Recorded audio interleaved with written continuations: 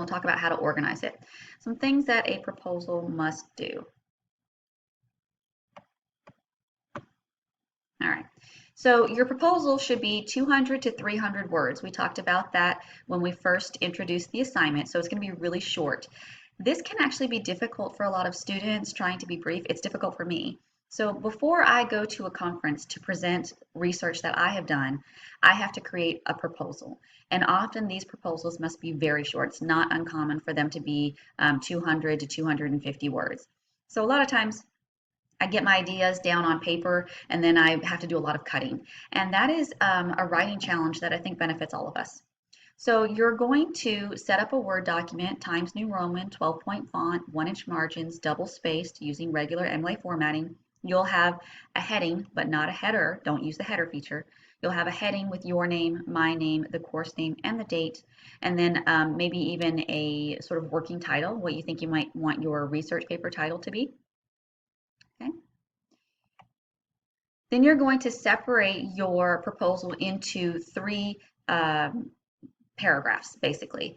The first paragraph is just an introduction to the general topic. So this is a sample from my Disney class. So they first started talking about Disney in general. And the first paragraph should also provide the justification. We've seen a lot of that in some of the scholarly articles.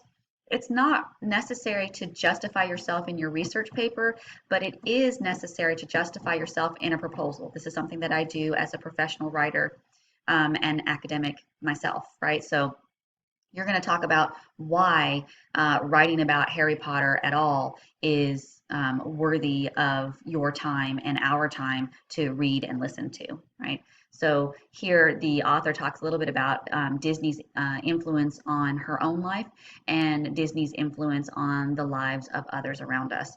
So you might talk a little bit here about the popularity of Harry Potter, how many books, how many movies, how much money, all of the different languages the books have been translated into, the fact that the books and films, like the Harry Potter influence doesn't stop there. We have Harry Potter theme park. We also have a Harry Potter museum. We have Harry Potter tours, etc., etc. Okay. So then what you're going to do is you're going to slowly narrow your topic. So in the second paragraph, you're going to start moving into your own particular topic. So in this one, the student wants to talk about Disney princess films specifically. So Disney is a wide-ranging topic. You could talk about Disney theme parks. You could talk about Disney and race, Disney and class, just like we're doing with Harry Potter. She wants to focus specifically on the princess films. So in this second paragraph, you're going to talk about what your specific focus is, and you're also going to start to talk about what you already know. So let's say that you want to talk a little bit about race in the Harry Potter films.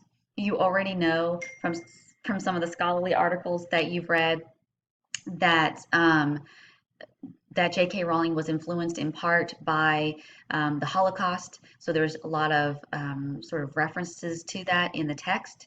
So if you were to say, like, I want to write about race, I know that from this article, the author was influenced by the Holocaust, right? You can also talk about your own personal experiences. So here, the student is talking about Disney princess films, and she talks a little bit about her own experiences watching them and the effect these films had on her as a person. So here are some questions that you could use to sort of guide you as you create your own proposal. What is your specific focus, and what do you already know about this topic? What books and/or scholarly articles have you read? What films, shows have you watched? Do you have any personal experiences you can rely on as you conduct your research? So we're moving from broad to specific. So first paragraph, I am going to tell you what my general topic is, Harry Potter as a whole, and I'm going to justify my desire to do research in this area. Second paragraph, I'm narrowing it down to my specific focus and telling you what I already know. Your third paragraph is your plan of action paragraph. So in this paragraph, you're going to talk about how you plan on doing research. You can do I was going to say you can do field research, but in the midst of this social distancing, I guess not. In the past, I've had students actually conduct surveys. They've gone to schools and talked to children handed out and done interviews with children. They have done surveys and online. Well, you could do an online survey if you're sort of tech savvy. I guess you could do that as well. Um, you could also maybe interview family members. It's possible for you to interview them, even just on your phone, interviewing back and forth. You could use some of that kind of information, field research. You're not required to do field research. However, all of you will be required to do academic scholarly research. So here you're going to talk about what kind of research you intend on doing.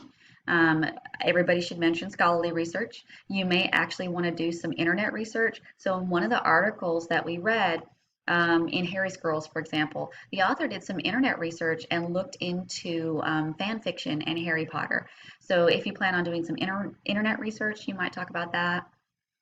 If you need to reread a book or rewatch a film, you might want to talk about having to do some research in terms of going back to the primary materials and that sort of thing, right? So this last paragraph is plan of action paragraph, okay? So we're looking for 200 to 300 words organized into 3 separate paragraphs.